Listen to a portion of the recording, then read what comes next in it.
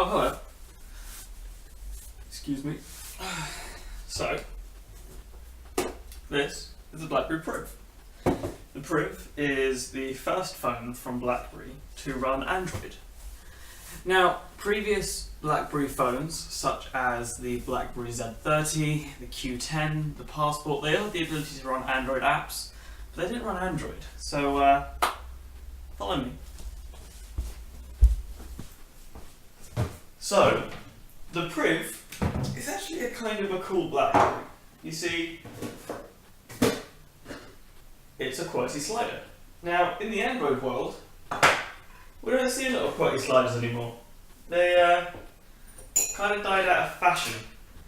But the Priv, well, it has a few tricks up its sleeve. Again, follow me. So, not only is it a QWERTY slider, it's actually quite a high-end Android phone. We've got a 5.4-inch Quad HD curved OLED display, which, from what I hear, sounds amazing. It's got a hexa-core Snapdragon 808, it's got 3 gigs of RAM, an 18-megapixel camera. It's got pretty much all the bells and whistles to be a high-end Android phone. Aside from the fingerprint scanner, which we'll get to in a minute. Follow me.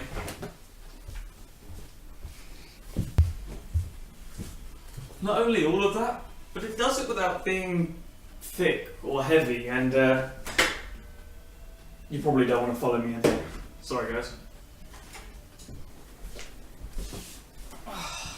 So without further ado, I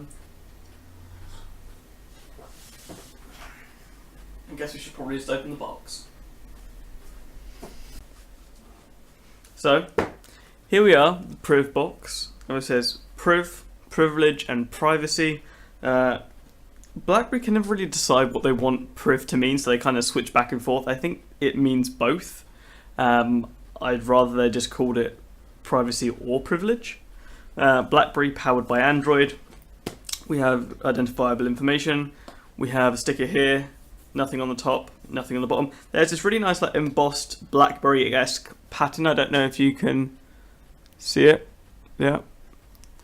On the back, just some more regulatory stuff. So BlackBerry has Slim port, which is out of the USB port you can get HDMI.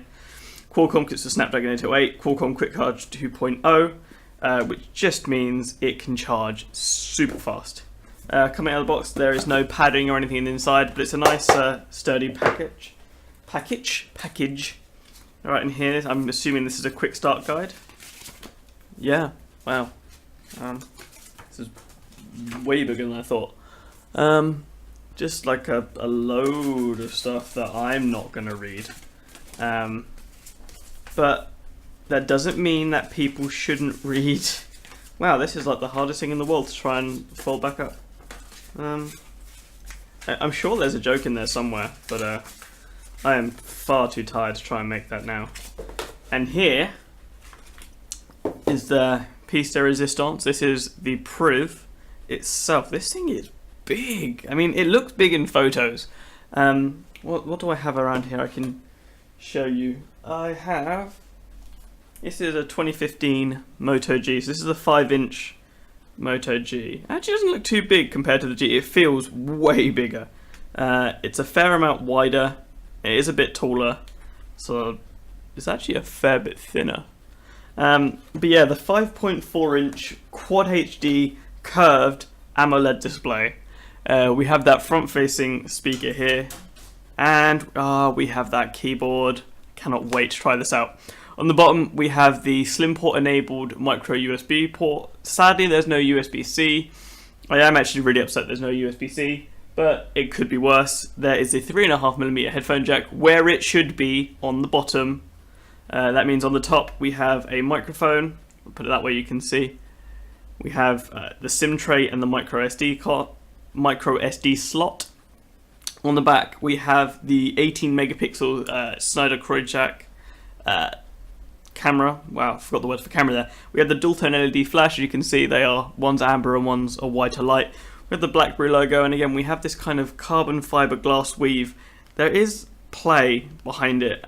From what I understand, they use the same chassis for all the Privs, and the reason there is a kind of give behind it is because there are some versions that have wireless charging in, this one doesn't, and the wireless charging coil fills up that space. Alright, on the left-hand side of the device, we have the power button. On the right side, we have volume up, volume down, and what I believe to be a mute key. But from what I understand, this is kind of like the worst mute key known to man.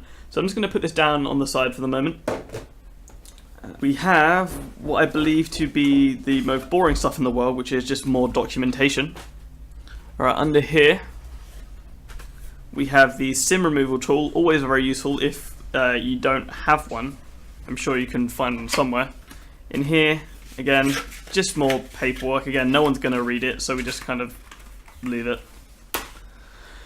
Further down the box, we have, oh, this is a really nice, actually quite compact little charger. From what I can see, and I'm actually blind, it's a 5V 1.3 amp charger. So whilst this is Qualcomm Quick Charge 2.0 compatible, the charger is not a quick charge charger.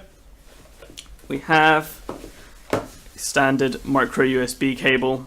Again, got the Blackberry logo. There we go. Again, just a USB-A to micro B cable.